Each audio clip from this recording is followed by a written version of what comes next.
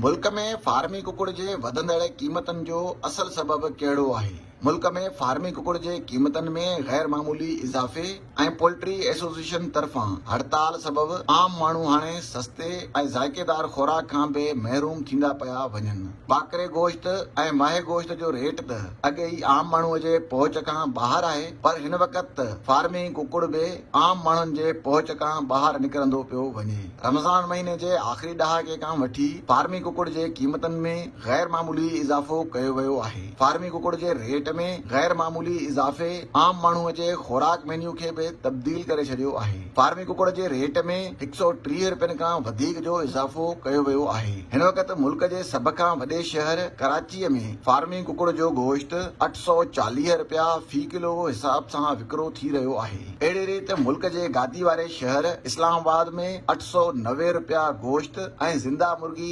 550 रुपया, पिशावर में ज़िंदा मुर्गी 530, लाहौर 540 रुपया फी किलो ज़िंदा मुर्गी विकिरो कई पई वञे। पंजाब में इंतज़ामिया तरफ़ां रेट लिस्ट जारी करण ते पोल्ट्री एसोसिएशन तरफ़ां हड़ताल जी काल ॾिनी वई, जंहिं जे नतीजे में मुल्क जे सभ खां वॾे सूबे समेत सॼे मुल्क में फार्मी कुकुड़ नायाब थी वई। इन सिलसिले में पोल्ट्री एसोसिएशन जे अॻुवाणनि जो चवणु आहे त मुल्क में हिकु ॾींहं जो तयारु थींदड़ चूज़ो तमामु घटि आहे, जॾहिं त ब्राइलर ऐं अंडा ॾियण वारे चूज़े जे पैदावार लाइ इस्तेमालु थींदड़ ग्रैंड पेरेंट चिकन बि तमामु घटि तादाद में आहिनि।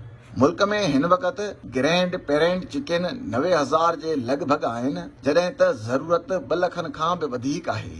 ब्रेलर एसोसिएशन जे अॻुवाणनि जो चवणु आहे त हिकु तरफ़ मुल्क में चूज़ा पैदा कंदड़ ग्रैंड पेरेंट जी खोट आहे त ॿिए तरफ़ हिकु ॾींहं जा तयारु थींदड़ चूज़ा अफ़गानिस्तान एक्सपोर्ट कया पिया वञनि, जंहिं जे करे हिकु ॾींहं जे तयारु थींदड़ चूज़े जो रेट 60 रुपयनि खां वधाए 220 रुपया कयो वियो आहे। पंजाब जे सूबाई वज़ीर बराए सनत ऐं वापार शाफ़े हुसैन जो चवणु आहे त पाकिस्तान में हिकु ॾींहं जे तयारु थींदड़ चूज़नि खे अफ़गानिस्तान एक्सपोर्ट कयो पियो वञे। ॿिए तरफ़ मुल्क में सोयाबीन जी पैदावार न हुअण करे फीड जी खोट आहे।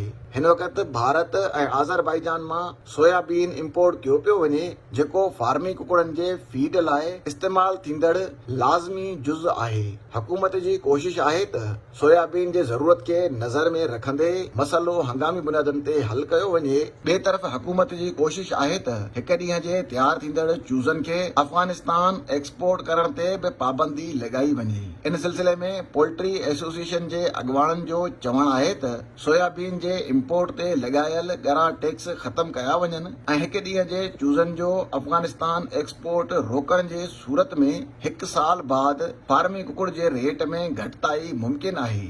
ॿी सूरत में पाकिस्तान अंदरि फार्मी कुकुड़ जा रेट अञा बि वधी सघनि था, जंहिं सां मुल्क में फार्मी कुकुड़ जे पैदावार ते मनफ़ी असर थी सघनि था।